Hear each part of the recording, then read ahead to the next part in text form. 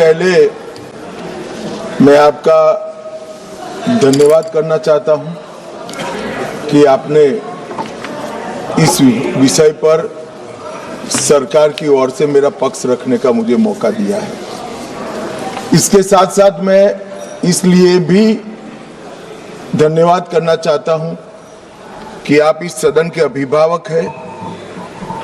आपकी ही निसरा में सदन की कार्यवाही, सदन के नियम और संविधान के हिसाब से चलती है।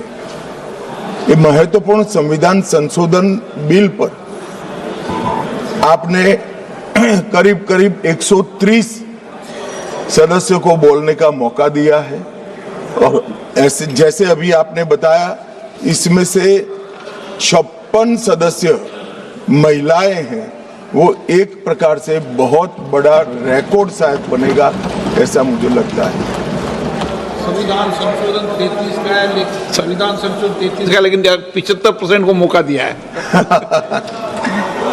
मान्यवर, इस चर्चा को अगर बारीकी से कोई शब्दों में ही सुनेगा तो महिला आरक्षण के लिए जो संविधान संशोधन है, इसका किसी ने विरोध नहीं किया है।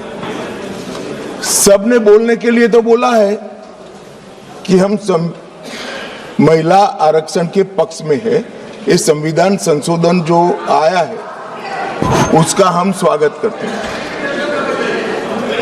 मगर उसको बारीकी से देखें तो इंडी अलायंस के सभी सदस्यों ने अगर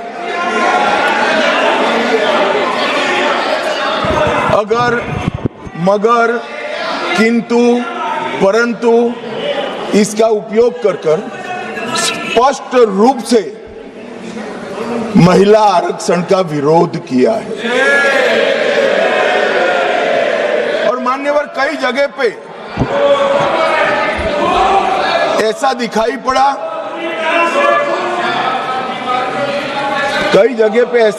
पड़ा कि विरोध हमारे दृष्टिकोण की जगह हमारे इम्प्लीमेंटेशन के तरीके पर है। परंतु मैं इस सदन के माध्यम से देश की जनता के सामने स्पष्ट करना चाहता हूं कि ये जो विरोध है वो इम्प्लीमेंटेशन का नहीं है। ये विरोध केवल और केवल महिला आरक्षण का ही विरोध किया। और मान्यवर,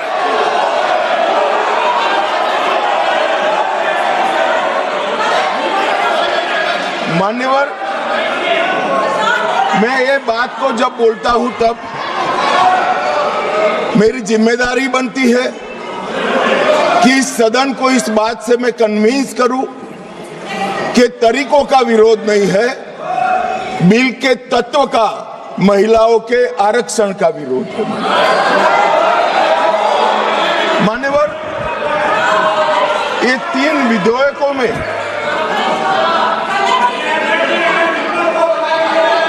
अरे धैर्य रखो भैया, धैर्य रखो, अखिलेश जी समझाओ जरा। मान्यवर, ये 3 बिलों में इसका उद्देश्य मैं स्पष्ट करना चाहता हूं। पहला उद्देश्य है सरकार का और हमारे नेता नरेंद्र मोदी जी का कि महिला सशक्तिकरण करने वाले इस संविधान सुधार को समयबद्ध तरीके से लागू कर 29 का चुनाव महिला आरक्षण के साथ कराया जाए। इसका दूसरा उद्देश्य है एक व्यक्ति, एक वोट और एक मूल्य।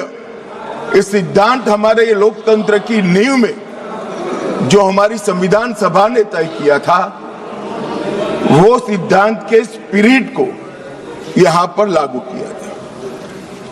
मान्यवर, ये पूरे सदन में 543 सदस्य बैठते हैं।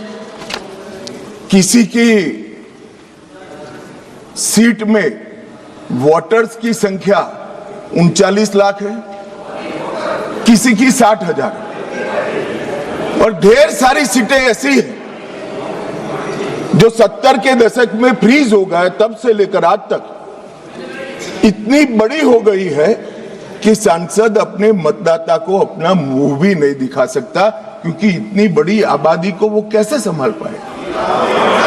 मान्यवर,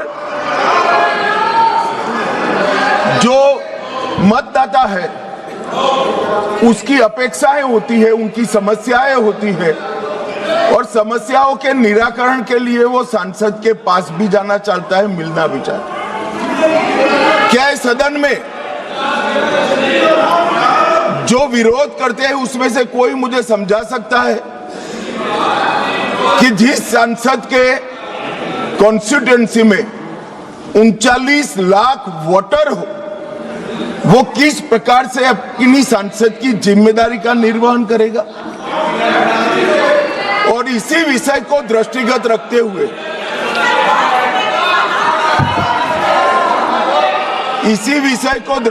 रखते हुए हमारे संविधान में समय समय पर परिसीमन का प्रावधान किया गया है,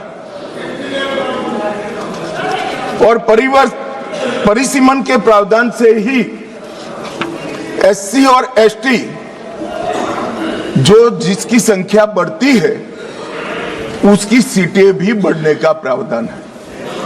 तो एक प्रकार से जो परिसीमन का विरोध कर रहे हैं वो एससी और एसटी सीटों की बढ़ोतरी का विरोध कर रहा है, वो ध्यान में रखिए। मान्यवर, संतुलित, समावेशी और व्यवहारिक लोकतांत्रिक ढांचा एक तैयार करना, इसकी जिम्मेदारी संविधान ने सरकार जो अधिकार में होती है उसको दी।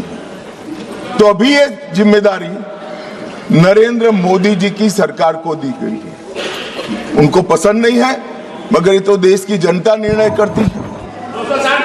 वो वंश परंपरागत नहीं होता है, वो लोग चुनकर भेजते हैं। संघीय संतुलन बनाने रखना, लोकसभा में जनसंख्या के अनुरूप प्रतिनिधित्व आना और राज्यों की शक्तियों के बीच में भी संतुलन बनाना, ये परिसीमन के उद्देश्य संविधान सभा की चर्चा और हमारे संविधान में परिसीमन का जो जिक्र है उसमें कहे। इसके साथ साथ